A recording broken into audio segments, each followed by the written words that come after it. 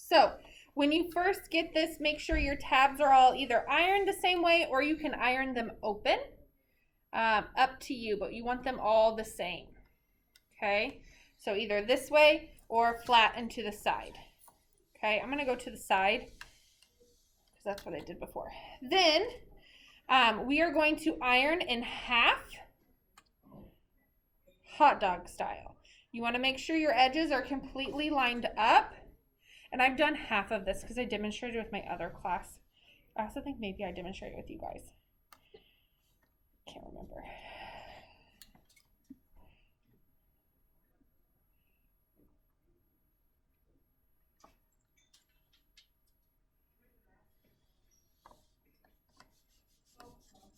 All right, so once I've gone in half all the way down, I'm going to choose one end. And I know I didn't talk about this either, but on one end, I'm going to fold like half an inch. That's it. Okay, and I want that guy to really stay down. So I'm going to iron and press.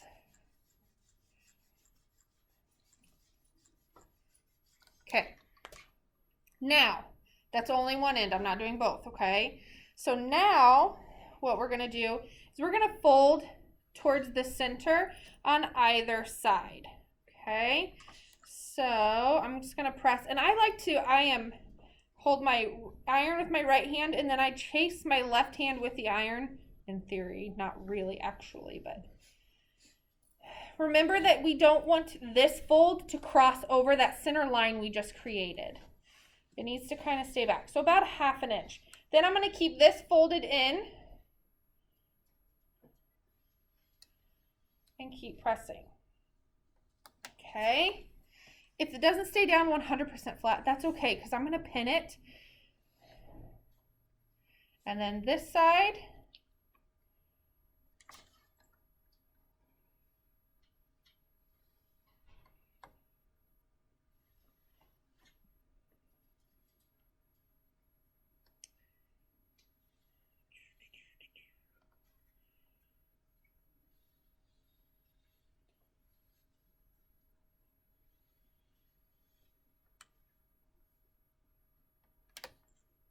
Okay, now I want to pin towards the middle. So I'm going to fold and fold. So I have this nice, pretty finished edge.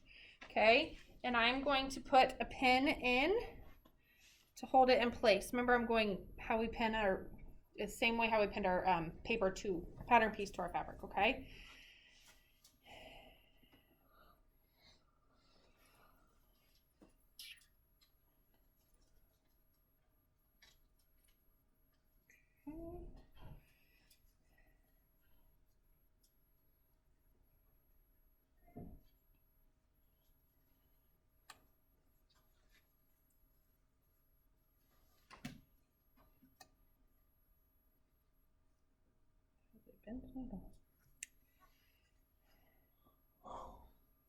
Lots of yawns going on today. Got an extra hour of sleep. Still tired? I'm thirsty. I got my water bottle. Uh-oh. We were getting ready to go to bed. Turns out whenever we turned the clock back an hour, it was only 6 o'clock. Okay. So I'm going to go not quite to the very end, but close to the end. And then, this is where the magic happens, okay? So, I want to make sure my lanyard lays flat. I don't want it twisted, okay? I want it to lay nice and flat. Then I'm going to take a ring, okay? And I have a container of them by my desk all set out. You're going to slide this on, okay?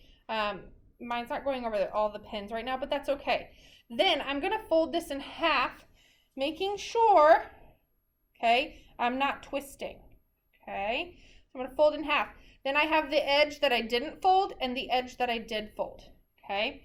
I'm going to open the edge that I did fold, open, okay?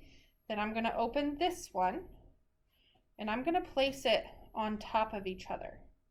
So that way the folded edge is on the outside, okay? Can everybody see that?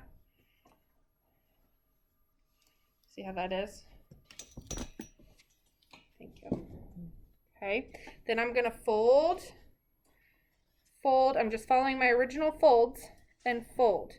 Okay, so now I have this pretty edge on the outside, and I'm gonna put a pin there to hold it in place. It's a lot of fabric, so you might have to really push. You ever put yourself trying to like push Oh yeah, down? all the time. Okay, so now I have my lanyard, okay, with my ring on it, okay, and my two folded edges together.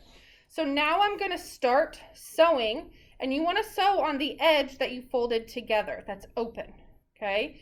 And I'm going to let this roll around my machine as I sew, back stitching at the beginning, okay, and letting this ring continue to roll around. Don't sew over this ring. That would be very, very, very bad. Okay, do not sew over this ring. So I'm sewing over the edge here, okay, where my two folds meet. All the way around, back stitching. Wouldn't the needle hit the pin? So you're gonna pull the needles out as you sew. Remember, we don't sew over pins. So as I approach a pin on my sewing machine, I just pull it out.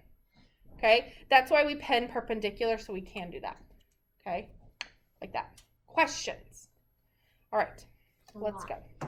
It is a lot, but I'm gonna post this video to Go Classroom. You can rewatch it.